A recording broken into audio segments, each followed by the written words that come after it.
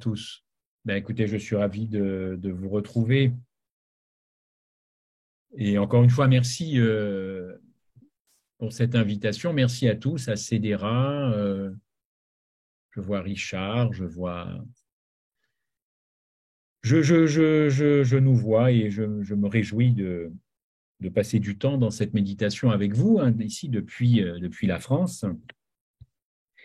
Alors, c'est peut-être un entretien qui sera un peu différent peut-être de ce que j'ai l'habitude de faire pour le Carrefour, puisque eh ben, écoutez, devenir comme des enfants.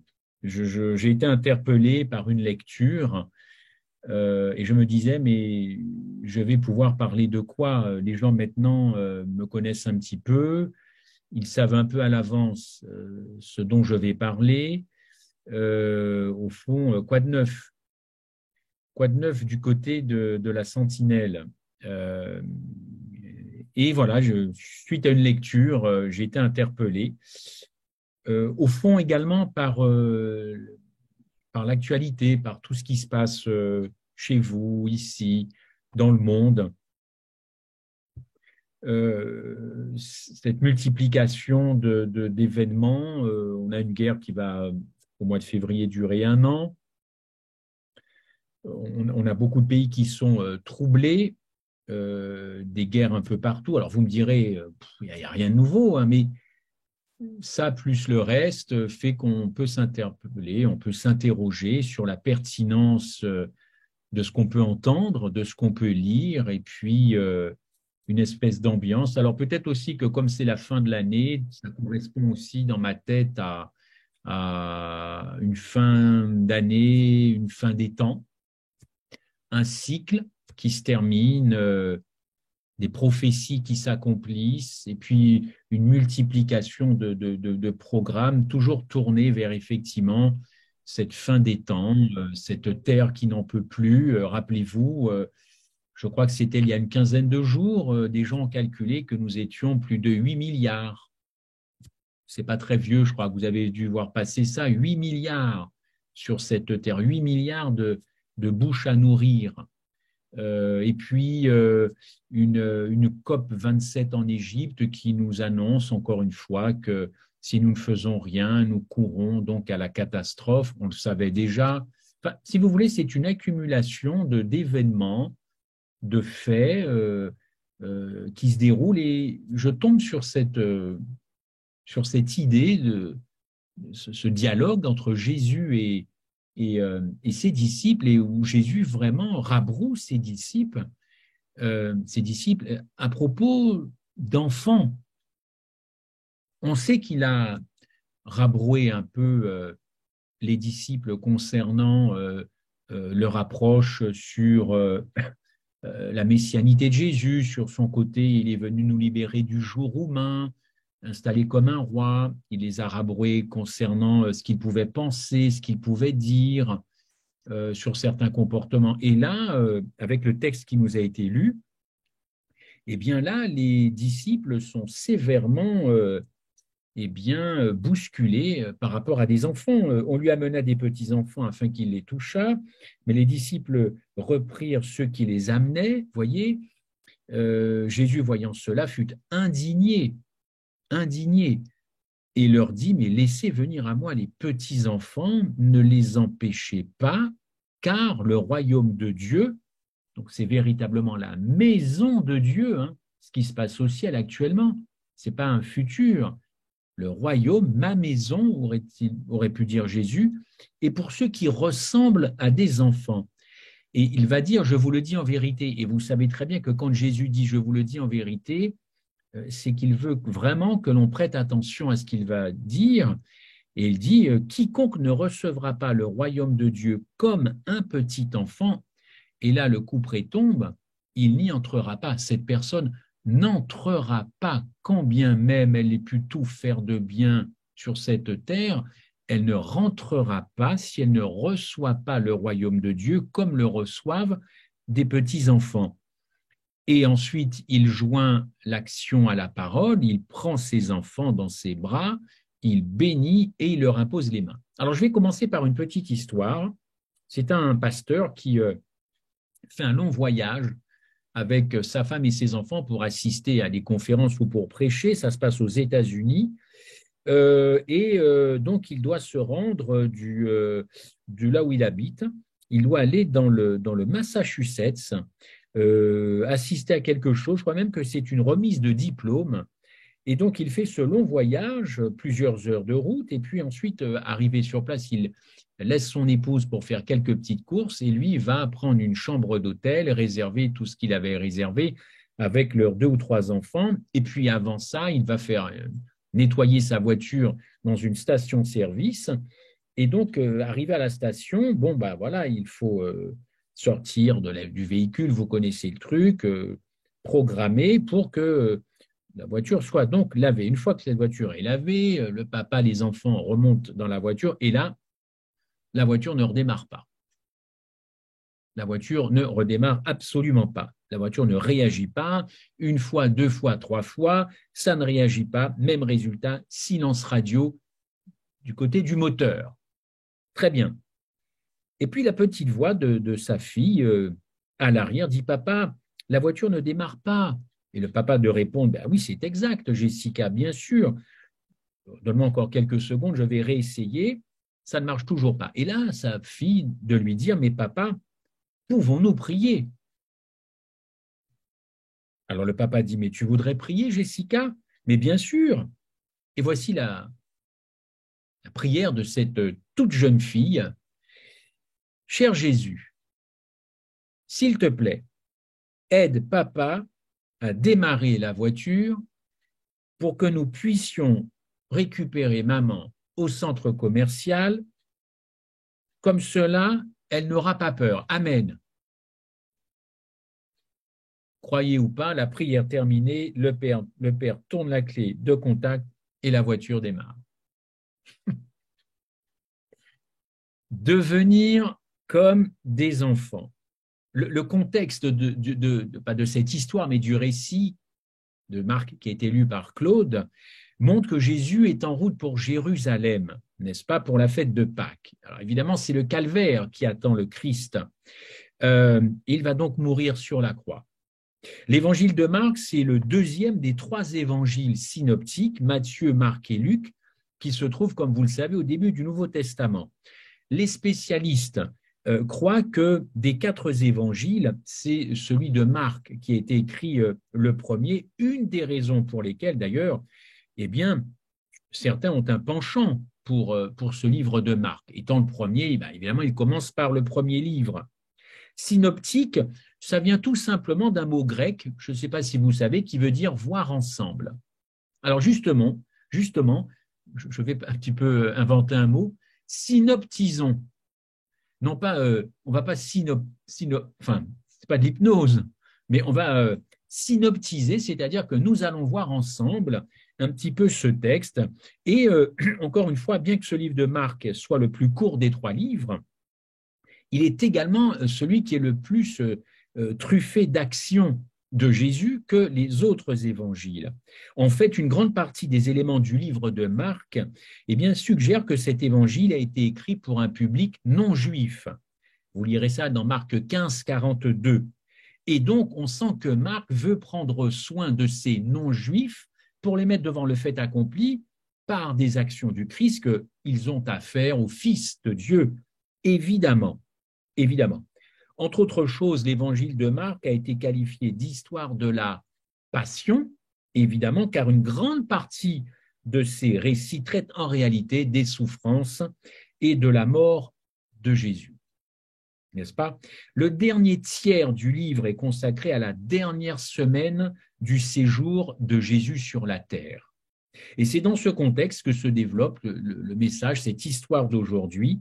Jésus revient de sa mission en Pérée, c'est-à-dire la rive orientale du Jourdain, qui se trouve aujourd'hui s'appelait la Jordanie, évidemment, près du mont Nebo, là où, vous savez, Moïse s'est tourné vers l'ouest pour regarder la terre promise, avant de mourir, n'est-ce pas? D'accord. Dans Marc 10, on a l'habitude, enfin plutôt Jésus utilise une méthode inhabituelle pour annoncer la bonne nouvelle. On est dans Marc 10, la bonne nouvelle du salut, on s'entend. Plutôt que d'employer, vous le savez, des symboles, des miracles, n'est-ce pas, des types, des proverbes. Là, Jésus va se servir de paradoxes. Et vous le savez, un paradoxe, je l'ai peut-être dit, il me semble ici, un paradoxe, c'est une déclaration qui semble se contredire tout en énonçant une vérité ou un principe authentique. Vous connaissez des paradoxes dans la Bible, dans 2 Corinthiens 12, 13, quand je suis faible, c'est alors que je suis fort. Hein, vous connaissez.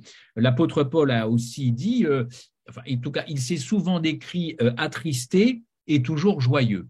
Ça, c'est un paradoxe, 2 Corinthiens 6. Et là, il va employer évidemment un nouveau paradoxe. Alors, plutôt que de prêcher un long sermon, Jésus a donné 5 enseignements importants, faisant 5 déclarations paradoxales. J'en parle brièvement. 2 seront 1, c'est un paradoxe. Les adultes seront comme des enfants, tiens, Marc 10. Les premiers seront les derniers, toujours dans Marc 10. Les serviteurs dirigeront, toujours dans Marc 10, et les pauvres seront riches, toujours dans Marc 10. Aujourd'hui, on va essayer de mettre en lumière ce paradoxe utilisé par Jésus, donc dans ce chapitre de Marc 10, au verset 13 à 16, devenir comme des enfants. Au fond, Jésus attire l'attention sur des enfants qui lui sont amenés, n'est-ce pas, par les foules qui sont mentionnées dans Marc 10. Et là, il dit, Jésus étant parti de là, se rendit dans le territoire de Judée au-delà du Jourdain, Pérée. La foule s'assembla de nouveau près de lui, et selon sa coutume, il se mit à enseigner. Pendant que Jésus est en train d'enseigner, après avoir parlé des bénédictions reçues, lorsque 2 seront 1, et après avoir répondu donc à l'intérêt des pharisiens, qui portent d'ailleurs sur l'énigme du divorce et du remariage, ça c'est juste avant, hein, et bien là, on lui amène des enfants pour qu'il puisse toucher les enfants, n'est-ce pas? Très bien. Jusque-là, vous suivez. OK. Au fond, ce récit n'est pas tant les enfants, encore que le genre de personne qui est le plus susceptible d'accéder au ciel. Il convient d'ailleurs de noter tout de suite la tendresse de Jésus envers ceux, évidemment, qui viennent le voir, n'est-ce pas? Venant le voir, et forcément on amène d'autres avec eux. Et la vérité, que si vous venez à Jésus, première des vérités, premier enseignement, c'est qu'il est toujours disposé à vous consacrer quoi? Sa grâce, évidemment. Ses bénédictions, on fait que d'en demander. Qu'est-ce que Jésus est susceptible d'apporter d'autre que ce qu'on a l'habitude de dire là-dessus? Eh bien, en tout cas, si vous remettez cette histoire dans le contexte, il est capable, et c'est toujours le cas, de vous accorder de son temps à lui. Parce qu'il va prendre le temps, justement, eh bien, de dialoguer avec ses disciples sur ses enfants et d'expliquer certaines choses. Oui, Jésus est toujours disposé à consacrer du temps, n'est-ce pas? Alors, cette histoire qui s'illustre donc dans l'évangile de Marc, souvent, quand il est question d'enfants, illustre des personnes sans défense, en général. Cette histoire ne peut être pleinement comprise, selon moi, sans une prise de conscience de la position humble et du statut social qu'occupaient les enfants dans la société juive à l'époque de Jésus. On connaît le statut de la femme à l'époque de Jésus, n'est-ce pas? Très secondaire, très secondaire. Mais le statut des enfants, quelle était la place des enfants à l'époque de Jésus? Encore une fois, eh bien, les enfants illustrent souvent une personne sans défense, mais là, dans ce passage, ces enfants représentent autre chose qu'être sans défense. On va le voir, on peut le voir tout de suite. Moi, j'y vois de l'humilité et de la confiance. Et c'est justement ce dont avaient besoin, d'après vous qui? Les disciples. Ils avaient besoin de confiance et d'humilité, ce qu'ils n'avaient pas toujours. Et en se référant au traitement réservé par les disciples aux personnes qui amenaient des enfants à Jésus, les commentateurs en général suggèrent qu'ils étaient probablement fatigués. Qui? Ces disciples. Les disciples étaient probablement fatigués, stressés, tendus, à l'idée donc d'aller à Jérusalem, n'est-ce pas? Et ils ont cherché simplement, selon certains commentateurs, ils ont cherché à protéger Jésus. Sauf que Jésus n'a pas besoin d'être protégé. Il y a des gens qui veulent aussi protéger Jésus de la réputation de Jésus. Jésus n'a pas besoin de notre protection. Il n'a pas besoin, oui, qu'on le protège. Quand certains pensent que Jésus-Christ a endossé sur lui une nature humaine non pécheresse, c'est-à-dire celle d'Adam avant le péché, ils veulent, écoutez-les, protéger la réputation de Jésus et ne pas mélanger le Christ à la race humaine déchue. Ah bon? Depuis quand Jésus a-t-il besoin d'être protégé par nous? Non, Jésus est tout à fait capable de se défendre. D'ailleurs, j'aime bien cette formule que j'emploie. Jésus ne cherche pas des avocats, il cherche des témoins. Donc là, ça part peut-être d'un bon sentiment, hein? Tout le monde est fatigué, tout le monde est épuisé, et puis ils vont dans un endroit qui ne s'avère pas très sympathique, Jérusalem, mais Jésus n'a pas besoin d'être protégé par ses disciples, il va accueillir au contraire ses enfants. Pourquoi? Certes fatigué, mais Jésus dispose de tout son temps. Ce sont les disciples qui sont un petit peu speed, n'est-ce pas? Alors oui, c'est vrai, nous avons le verset 13, 14, 15, 16 qui parle de petits-enfants. Alors il faut savoir que certains commentateurs voient à travers ces versets 13, 14, 15, 16, évidemment de vrais enfants qui vont, on va dire, de l'âge petit âge jusqu'à l'âge de 12 ans. J'ai un petit peu cherché, je me suis dit, mais 12 ans, ça ressemble à la majorité juive, cette affaire-là, 12 ans. 12 ans pour les filles, 13 ans pour les garçons. Pourquoi il y a un an d'écart, je ne sais pas. Mais disons que 12-13 ans, c'est la majorité juive. Alors les commentateurs pensent que ces enfants-là avaient entre 1, 2, 3 ans, donc très jeunes, jusqu'à la majorité juive, parce qu'après, ils étaient considérés, évidemment, vous le comprenez bien, comme des adultes. Très bien, avançons. OK, ce sont des très jeunes enfants avec des qualités d'innocence, d'humilité, de désintéressement, d'accessibilité, de véracité. Autrement dit, tout le contraire de ce que nous sommes. Et moi le premier, comme dirait l'apôtre Paul, et moi Christophe, tout le contraire de nos qualités d'adultes. Qualités d'adultes que l'Éternel ne supporte plus. Puisqu'ayant donné son Fils unique sur la croix, justement pour crucifier tous ses défauts, nous sommes encore en train de cultiver ces défauts.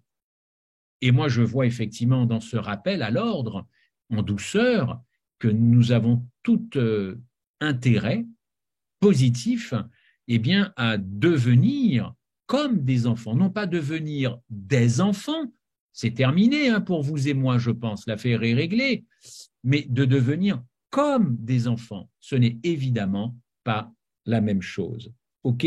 Par conséquent, cette application centrale du message, d'ailleurs qui n'est pas prêchée, je n'ai aucun mérite, hein, j'ai juste eu envie de partager ça avec vous, mais j'ai l'impression de n'avoir depuis plusieurs années jamais entendu de prédication sur Marc 10. Je ne sais pas pourquoi. Est-ce qu'il y a de la fausse pudeur ou de la gêne à prêcher, à devenir comme des enfants? Est-ce qu'une fois qu'on a quitté le statut d'enfant et qu'on est devenu adulte, c'est une page qui se tourne et on n'a pas à revenir en arrière? Que nenni, ce que nous pensons n'intéresse absolument pas Dieu, puisque justement, il veut qu'on pense le contraire. N'est-ce pas? Devenir comme des enfants, c'est aussi une comparaison.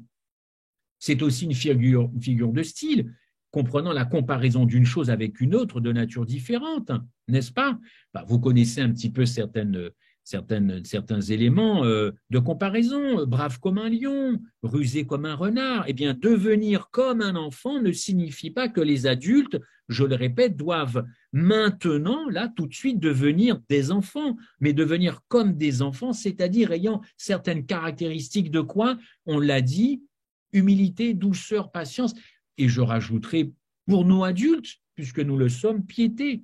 Mais retenez surtout ces adjectifs, humilité, accessibilité, confiance, vulnérabilité. Et je n'oublie pas pardon, car les enfants pardonnent plus facilement que nous. Oui ou non? Est-ce que les enfants ne pardonneraient pas plus facilement que nous? Est-ce que les enfants font de la discrimination raciale? Est-ce qu'ils font de la discrimination sociétale, sociale, ce que vous voulez? Les enfants n'ont que faire de ça. Et nous, à l'âge adulte, évidemment, nous sommes tout le contraire de ce que Dieu attend de nous. N'est-ce pas? Eh bien oui, nous sommes autorisés, au vu de ce que Jésus-Christ a dit, et je suis autorisé à vous dire que l'unique moyen de vivre avec le Christ éternellement, ce qui est une promesse de sa part, au-delà du principe de la justification par la foi, au-delà du principe de la sanctification, ce que nous, adventistes, connaissons très bien, l'unique moyen de voir Dieu toute sa vie, éternellement, n'est-ce pas? Eh bien, c'est de développer ici-bas ce type de qualité qu'ont les enfants. À défaut de cela, personne sur cette plateforme ne se retrouvera au ciel. Si ce n'est pas compris, si ce n'est pas voulu rechercher par la prière, demander, expérimenter, avant que le Christ arrive évidemment, et moi le premier, je ne risque pas, en tout cas vous ne risquez pas de me voir au ciel, car ce sont justement ces qualités-là qui donnent honneur et gloire à Dieu, au-delà de toutes nos connaissances. Je répète, humilité, accessibilité, confiance, vulnérabilité. La pédagogie ou la méthode d'enseignement la plus poignante et déterminante de ce deuxième paradoxe dans Marc 10 est la façon dont Jésus a personnellement donné l'exemple et confirmé sa philosophie, entre guillemets. Le verset 16 met en scène la preuve factuelle en énonçant les actions de Jésus de la manière suivante.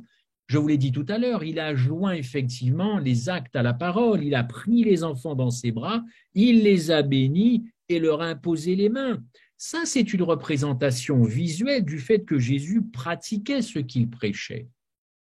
Autre enseignement, est-ce que nous pratiquons, est-ce que je pratique ce que je prêche ou ce que je médite, ça et là avec vous? En prenant les enfants dans ses bras, eh bien Jésus a démontré que tous ceux qui viennent à lui recevront sa bénédiction, car dans son amour et dans sa grâce, personne n'est exclu. Et en cela, je ne prêche pas de l'évangile à bon marché, et je ne prêche pas non plus l'autre côté du balancier, paix et sécurité. Non, une disposition du cœur d'abord, c'est ce qui intéresse l'Éternel. Après, il fera avec ces dispositions du cœur. Mais ce n'est ni la grâce à bon marché que de dire que Jésus-Christ accueille et donne du temps à tous ceux qui viennent à lui et accorde sa grâce. Ce n'est pas non plus prêcher paix et sécurité. Une fois que vous êtes dans ses bras, faites ce que vous voulez de votre vie. De toutes les façons, vous irez au ciel. Je le répète, l'évangile est très équilibré. Et malheureusement, un certain nombre de théologiens ont déséquilibré l'évangile. N'est-ce pas? Alors oui, à quel point avons-nous besoin d'être comme des petits-enfants aujourd'hui, n'est-ce pas? Être comme un petit enfant, pardon, signifie que je dois m'efforcer, parce que c'est contre ma nature d'adulte, eh bien je dois m'efforcer d'être patient, d'être aimable, encourageant, plutôt d'ailleurs que de dire ce que je pense, quand d'ailleurs c'est totalement inutile et que personne n'est intéressé par ce que je pense, n'est-ce pas? Et en vérité, ce sont ces vertus de ces petits-enfants qui vont faire quoi finalement? Réfléchissez un peu à ça.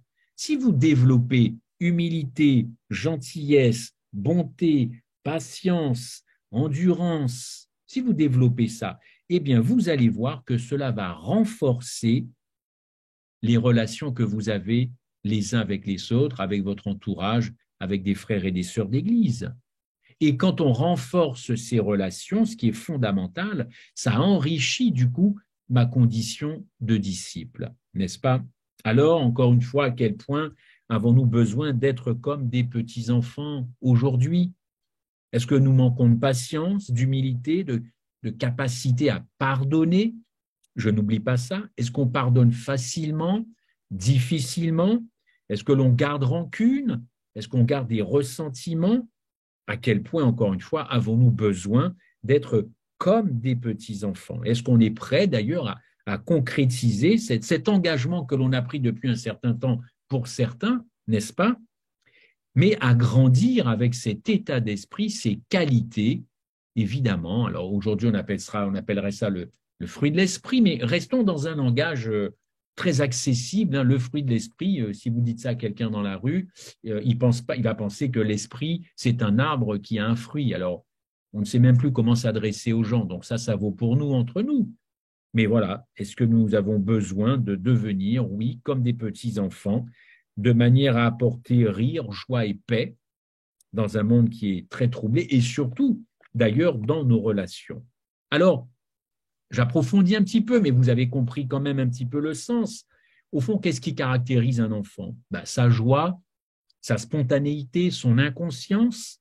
D'ailleurs, son inconscience de tout le monde qui l'environne, son ignorance, les affaires de la vie, des charges quotidiennes, sa naïveté à la vie, ça caractérise un petit peu tout ça.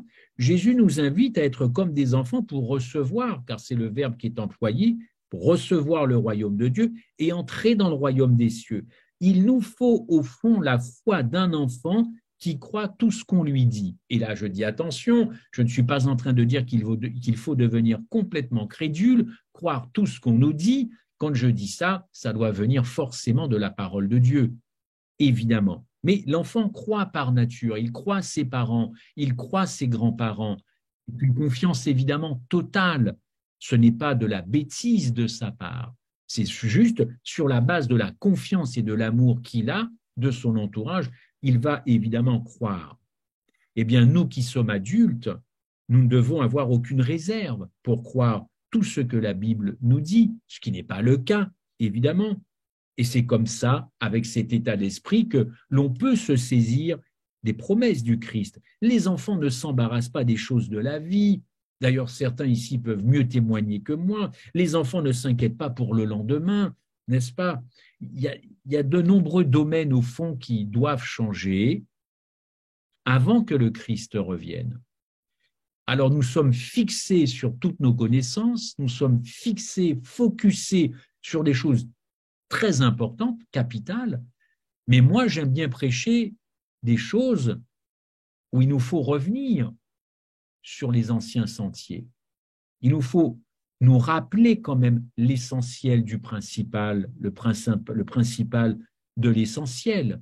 J'ai l'impression que nous sommes allés tellement loin, dans certaines interprétations, dans certaines compréhensions, tellement loin qu'au fond, on en a oublié l'essentiel, n'est-ce pas? Encore une fois, devenir comme un petit enfant, ce n'est pas une régression. Ce n'est pas une régression. C'est même une position privilégiée. C'est même encore une fois une position privilégiée. Parfois, je crois même que nous aimerions bien rester comme un enfant, n'est-ce pas, quand certaines situations sont néfastes, nocives, ou quand il y a de l'inconfort. On aimerait bien être à nouveau un petit enfant. On se sent quand même attiré par ce côté d'innocence et de naïveté. En quoi c'est mal, bibliquement parlant? En quoi c'est mal? Ce dialogue de Jésus avec ses disciples en Marc 10, je ne l'ai pas inventé. Vous pouvez le lire vous-même, n'est-ce pas? Ce n'est pas une régression quand Jésus dit à ses disciples, laissez venir à moi ces petits-enfants, le royaume des cieux leur ressemble. Et quiconque ne reçoit pas le royaume comme ses enfants, mais il a été très clair, vous n'y entrerez pas. Il n'a pas dit, est-ce que vous connaissez l'Apocalypse, est-ce que vous connaissez Daniel, la Genèse? C'est pas le problème du Christ, nos connaissances. C'est ce que nous sommes réellement au fond de nous-mêmes. Tous ces masques qui ne tombent toujours pas en 2022, qui pour certains ne tomberont pas en 2023, masquer, avancer, masquer, c'est pratique, mais ça ne marche pas pour le ciel. Ça impressionne les gens qui sont à côté, mais ça n'impressionne pas Dieu. Position privilégiée. Nous sommes protégés, oui, c'est vrai, quand on est un adulte, par nos parents, par des adultes bienveillants, et en même temps, nous savons qu'ils nous sont supérieurs, qu'ils sont au-dessus de nous, donc il y a une espèce de crainte. On veut obéir, on veut faire plaisir, il y a du respect. Mais nous sommes aussi protégés par notre Père céleste. Prenez le psaume 131. Éternel, je n'ai ni un cœur qui s'enfle, ni des regards hautains. 131, versets 1 et 2. Je ne m'occupe pas des choses trop grandes et trop relevées pour moi, loin de là. J'ai l'âme calme et tranquille, comme un enfant sevré qui est auprès de sa mère. J'ai l'âme comme un enfant sevré. Ne dites-moi, c'est bien un adulte qui a écrit ça, non? Je crois que c'est David. Je fais semblant de ne pas savoir, mais c'est David, un adulte qui dit que j'ai l'âme tranquille comme un enfant sevré. Est-ce qu'il a sucé son pouce quand il a écrit les psaumes? Non, non, non, non. Il a compris quand même que la condition d'enfant, eh bien, c'est celle que Christ aime de par les caractéristiques d'un enfant que nous avons citées, n'est-ce pas? J'ai l'âme comme un enfant sevré. Il y a une espèce d'humilité soulignée d'ailleurs par Jésus dans d'autres textes, qui se rendra humble comme cet enfant dans Marc 10. On sent en arrière-plan des choses qui ne sont pas écrites, évidemment, mais il n'est pas interdit d'essayer de comprendre un peu cette situation, ce contexte. Notre relation, au fond, doit être simple au travers de la prière, et il nous connaît parfaitement. Et il y a des gens qui sont parfaitement accessibles sur Terre, dans le christianisme, dans l'adventisme et dans d'autres religions. Il y a des gens qui sont très accessibles quand ils présentent l'Évangile et d'autres qui sont totalement imperméables. Non seulement on n'a rien compris, mais on sent qu'il y a on peut pas ils ne sont pas touchables, on ne peut pas discuter, mais d'où ça vient, ça? Alors on pourra me dire, oui, très bien, mais il y a d'autres textes qui ne collent pas tellement avec ce que tu dis, et l'apôtre Paul lui-même d'ailleurs, dans 1 Corinthiens 13, verset 11, voici ce qu'il déclare. Lorsque j'étais enfant, je parlais comme un enfant, je pensais comme un enfant, je raisonnais comme un enfant. Lorsque je suis devenu homme, j'ai fait disparaître ce qui était de l'enfant. Paf! Oh là là, alors qu'est-ce qu'on fait qu'un truc comme ça? Je suis grand, j'ai fait disparaître tout ce qui était enfant, moi. Je relis le verset 1 Corinthiens 13, 11. Alors là, évidemment, si vous n'allez ni dans le grec ni dans l'hébreu, vous allez vous retrouver quoi devant cette apparente contradiction, n'est-ce pas? En fait, le mot grec dans Marc 10 et dans Corinthiens 13, ce ne sont pas les mêmes. Et c'est là que prend toute l'importance, encore une fois, d'une bonne et saine interprétation des Écritures avant de crier au scandale et à la contradiction, n'est-ce pas? Jésus parle d'enfants ayant la capacité de parler, de s'exprimer, et ce mot est même utilisé pour désigner les serviteurs, n'est-ce pas? On revient donc à l'humilité révélée par Jésus. Pourquoi? Parce que dans Marc 10, dans le texte de Marc 10, on lui amena des petits-enfants. Enfants, c'est païdion. Si vous faites en grec, puisqu'on est dans le Nouveau Testament, païdion, c'est ce mot qui est utilisé en Marc 10, versets 13 à 16. Et là, païdion, ça vaut pour enfants, petits-enfants, n'est-ce pas? Sauf que dans ce texte de 1 Corinthiens 13, verset 11, ce n'est pas ce mot classique, païdion, qui est employé, mais un autre mot. Quand Paul, lui, parle des enfants, il parle des enfants qui n'ont pas encore la capacité de parler. Il y a aussi une négation. Et là, c'est népios.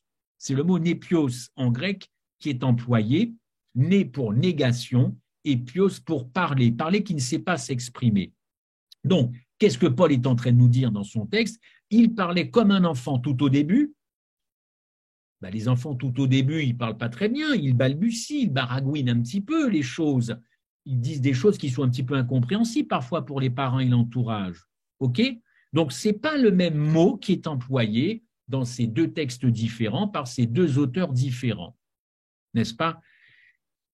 Alors, ne mélangeons pas évidemment les choses parce que dans d'autres versets, Paul va parler des enfants et encore une fois, on a l'impression que c'est en contradiction avec ce que dit Marc, ou en tout cas quand Marc reprend ce que dit Jésus lors d'une conversation, n'est-ce pas?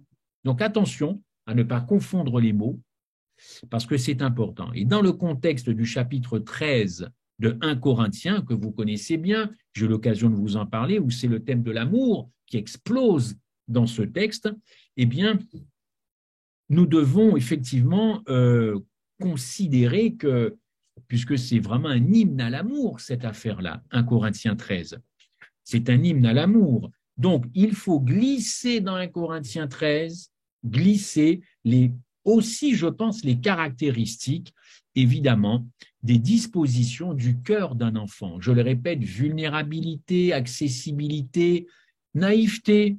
Ça ne me gêne pas, moi, la naïveté, tant qu'elle n'est pas béate, stupide. On a le droit de croire que les gens nous aiment. L'amour ne soupçonne pas le mal, dit Paul. On a le droit, tant pis si on se trompe, tant pis si on se trompe, mais il ne faut pas partir avec un a priori négatif sur les gens. Je vous le répète, dans 1 Corinthiens 13, quand Paul dit l'amour ne soupçonne pas le mal, Paul n'est pas naïf, il sait très bien qu'il vit dans un environnement hostile, n'est-ce pas? Aujourd'hui, nous vivons dans un environnement hostile. Quand le mal est là, quand le mal est acté, quand il est fait, là, l'amour ne peut rien soupçonner. Le fait est là, le mal a été fait, la violence a été faite. Donc, ça ne casse pas ce que dit Paul, ça veut juste dire que tant que le mal n'a pas été encore accompli, réalisé, nous avons le droit, au nom de l'Évangile, de considérer que cette personne n'est pas là pour vous faire du mal ou qu'elle a dit du mal de vous. Il faut que le mal soit avéré. À partir de là, s'enclenche un certain nombre d'autres processus. Mais tant que personne ne vous a fait du mal avéré, vous pouvez considérer que cette personne vous est là favorablement. Si nous ne sommes pas dans cette disposition, dans cet état d'esprit, nous n'avons strictement rien à faire au ciel. Autant rester sur terre et à demander que Jésus ne revienne pas. Il faut être honnête, enfin. Il faut être honnête. Un autre texte, probablement le dernier, le temps passe, je ne regarde pas l'heure, je suis comme un enfant, je ne regarde pas l'heure. Certes, je ne peux pas rester tout le temps au stade de l'enfance, n'est-ce pas? Puisque nous grandissons. Donc, je dois apprendre à grandir, je dois apprendre avec le temps à aimer mon prochain, à aimer en retour, à supporter mon entourage, chose que les enfants ne font pas, puisqu'a priori, ils ne sont pas dans cet état d'esprit. Mais en grandissant, puisque nous devons grandir, il faut demander à Dieu que nous puissions travailler là-dessus. Alors moi, je crois qu'effectivement, ce dialogue c'est pas un hasard, et c'est pas parce que Jésus l'a eu avec ses disciples qu'il faut pas s'y attarder. Si Jésus a montré une attention si particulière vis-à-vis des enfants, eh bien c'est qu'il y avait véritablement quelque chose à nous enseigner, à nous enseigner. Et je terminerai juste encore une fois pour vous dire que Jésus a joint le geste à la parole. Dans un autre texte, il va chercher un enfant. Est-ce un enfant qu'il trouve abandonné au coin d'une rue de Capernaum? Je n'en sais rien, mais il va placer cet enfant au milieu, le texte le dit, je crois, c'est Marc 9, il place un enfant au milieu, comme celui-ci en mon nom. Ah non, il va dire, pardonnez-moi, il place cet enfant au milieu de cette réunion de futurs responsables d'église et leur dit « Quiconque accueille un enfant comme celui-ci en mon nom, c'est moi qui l'accueille. » Alors là, Jésus va aller peut-être encore un peu plus loin. Jésus s'identifie à l'enfant qu'il vient de prendre dans ses bras. Il affirme que c'est un enfant comme celui-ci qui le représente le mieux. Ah, mince, je pensais que c'était des adultes bardés de diplômes, des grands dirigeants. Voilà, non, je m'aperçois que Jésus, dans Marc 9, va s'identifier à un enfant qu'il a placé au milieu d'une réunion et il va dire ce que je vous ai dit, si quelqu'un veut être le premier, il sera le dernier de tous et le serviteur de tous. Il prend cet enfant, il le place, il s'identifie et il dit que cet enfant, c'est cet enfant qui le représente le mieux et que si on veut l'accueillir, lui, il faut accueillir cet enfant et inversement. Écoutez, là aussi, une nouvelle leçon de la part de Jésus-Christ. Il faut savoir que peu avant, Jésus avait dit cette parole un peu énigmatique pour certains, le Fils de l'homme est livré aux mains des hommes, n'est-ce pas? Mais enfin, ce Fils de l'homme qui s'identifie à un enfant, moi, j'avoue que ça me permet de réfléchir et je pense qu'il n'est pas, inutile, superfétatoire, c'est pas de la petite bourgeoisie que de se dire non, non, mais bon, maintenant, c'est bon, je ne suis plus un enfant, voilà, je suis un adulte, alors je vais commencer. Non, non, non, non, écoutez, je n'ai rien contre les connaissances, elles sont nécessaires. Je n'ai rien contre le fait qu'on grandisse tous. On n'a pas le choix. Jésus a besoin d'hommes et de femmes matures, spirituellement, bien assis sur des convictions, qui ne sont pas emportés à tout vent de doctrine, flottant un coup à gauche, un coup à droite, comme dit l'apôtre Paul. Il faut être assuré, construire sur du roc et pas sur du sable. Ça, on est d'accord. Mais quelle est la disposition, au fond, quand on est comme ça, de notre cœur? Parce que si nous n'avons pas une disposition comme des enfants, nous n'avons rien à faire au ciel. Nous n'avons pas à être une nouvelle menace, car nous serions une nouvelle menace pour le ciel. Alors vous allez me dire, oui, mais quand Jésus revient, tout ça c'est balayé, nous sommes évidemment purs, saints, irréprochables, et c'est bien normal parce que Jésus ne peut pas venir chercher des gens qui ne lui ressemblent pas, qui lui-même ressemblent à des enfants. Vous voyez, donc si on veut ressembler à Jésus, il faut ressembler à des enfants. Très bien, oui, le peuple de Dieu, l'Église du reste, le final, sera parfaitement selon le caractère de Dieu.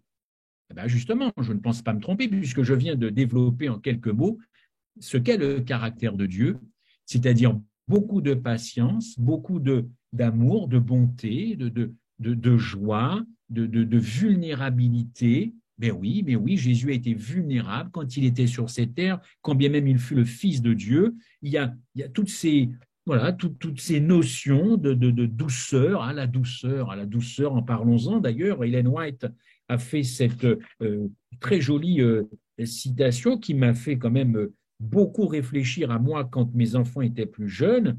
Je ne sais pas s'il y a des jeunes parents ici, mais voici ce qu'elle a dit, Madame White. L'amour est patient, l'amour est bon. Dans le foyer chrétien, parents, je m'adresse à des parents, ne vous exprimez jamais d'une manière irréfléchie. Alors ça, on n'en parle jamais de Madame White. Hein. Madame White, c'est toujours pour la marque de la bête, c'est toujours pour 666, la papauté, mais quand il s'agit d'aller chercher des choses dans notre intimité, alors là, il n'y a plus personne sur le terrain. Voici ce qu'elle déclare quand même. Ne vous adressez jamais d'une manière irréfléchie à vos enfants. Si vos enfants commettent des fautes, reprenez-les, mais avec douceur et tendresse. Je connais certaines éducations dans certains pays, j'ai rarement vu de la douceur et de la tendresse au nom même de l'Évangile. On frappe ses enfants. Chaque fois que vous criez, et qui n'a pas crié vis-à-vis de ses enfants, vous perdez une occasion précieuse de leur donner une leçon de patience. Et moi, le premier, maintenant ils sont grands, donc je peux y aller. Mais avant, ce n'était pas le cas. Chaque fois que vous criez, vous perdez une occasion précieuse de leur donner une leçon d'indulgence et de patience. On trouvera toujours des gens pour dire, mais oui, mais c'est légitime de crier. Pensez un petit peu, puisque vous vous réclamez de Madame White, pensez aussi ce qu'elle a dit là-dessus. Et Madame White avait beaucoup d'enfants. Hein. Et toujours dans le foyer chrétien, ni le mari, ni la femme ne doivent chercher à dominer. Le Seigneur a posé des principes destinés à nous guider à cet égard. Le mari doit aimer sa femme comme le Christ a aimé l'Église. Il faut que la femme respecte que tout le monde se respecte. Hein, c'est le texte connu d'Éphésiens 5. Tous cultiveront un esprit de bonté et de douceur. L'un des premiers fruits de l'esprit, c'est écrit, c'est l'amour, Galates 5 ou Galates 3. Mais dans l'amour, vous mettez la douceur. Et elle a fait une extraordinaire citation sur la douceur qui ne me revient pas en tête, que vous pouvez trouver un peu de pub sur la page Facebook de la Sentinelle des temps. Ça commence à dater, donc vous descendez avec votre curseur assez bas, une très belle citation sur la douceur de Madame White, n'est-ce pas? Alors vraiment là pour terminer, parce que je vois Claude qui, non pas qui trépigne, mais enfin c'est un peu le gardien du temps. Je vais vous parler d'un compte bancaire, n'est-ce pas? Alors moi je peux parler d'argent vu que le sabbat est terminé en France. Ah ben oui, ça fait un moment, mais par respect, comme votre sabbat n'est pas terminé, je ne vais pas vous parler d'argent. Je vais vous parler d'un compte bancaire émotionnel. C'est quoi ce compte bancaire émotionnel? On a tous des comptes bancaires, mais c'est pour rarement y mettre nos émotions. C'est plutôt notre pension, notre salaire, n'est-ce pas? Mais moi, je vous parle d'un compte bancaire émotionnel. Il fonctionne comme un compte bancaire classique, n'est-ce pas? Mais là, vous allez faire des dépôts. Plus vous faites des dépôts, et vous voulez que je vous cite quel genre de dépôt, Claude, n'est-ce pas? Dépôt de patience, dépôt de gentillesse, dépôt d'humilité, dépôt de pardon sur ce compte bancaire émotionnel, n'est-ce pas? Avec des personnes, évidemment, avec lesquelles vous êtes en relation, et en particulier vos relations les plus proches. Plus vous faites ce genre de dépôt, plus vous aurez des fonds sur ce compte bancaire. Vous aurez des fonds, n'est-ce pas? Et c'est quel type de fonds alors qu'on peut avoir? C'est des euros? C'est des dollars canadiens? Non, pas du tout. C'est bonheur, joie, paix, bons sentiments. Plus je dépose de la patience, de la douceur, de la tendresse, de l'humilité, du pardon, plus j'amasse du bonheur, de la joie, de la paix et des bons sentiments pour la famille, pour l'Église, pour les frères et sœurs, à mon travail, dans mes relations loisirs, si j'en ai. Voilà ce compte bancaire émotionnel. Maintenant, si vous ne faites pas, si vous faites plutôt des retraits émotionnels, impatience, écoutez-moi, dispute, critique, arrogance, supériorité dans l'Église ou au travail, inaccessibilité, réprimande, contradiction, arrogance, critique, véhémence, plus vous faites des retraits sur ce compte émotionnel, eh bien beaucoup moins, votre relation sera riche et durable avec votre famille, l'Église, dans le travail, les amis, dans le couple. À vous de choisir quel type de rapport vous avez avec ce compte bancaire émotionnel. Soit vous faites des dépôts, soit vous faites des retraits. Eh bien, permettez-moi de vous dire encore une fois que devenir comme des enfants, ce n'est pas interdit, c'est véritablement souhaitable et à la fin de ces temps, de ces signes qui nous annoncent quand même des choses difficiles, n'oublions jamais cette conversation qu'a eue non seulement Jésus avec Nicodème, j'avais déjà prêché là-dessus, très important, cette nouvelle naissance, n'est-ce pas? Mais parallèlement, et ce n'est pas contradictoire avec une nouvelle naissance, devenir comme des enfants.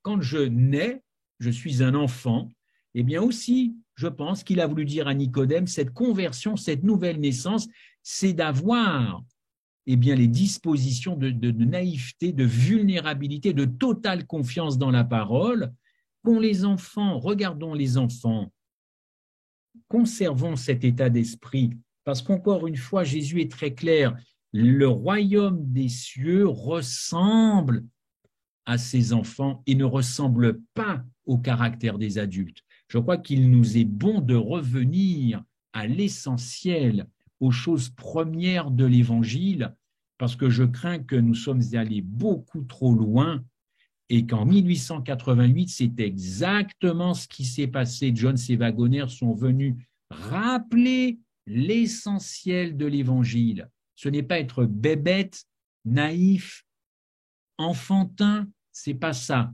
Il faut revenir à l'essentiel de l'Évangile et je vous invite effectivement à conserver ce cœur d'enfant. Amen.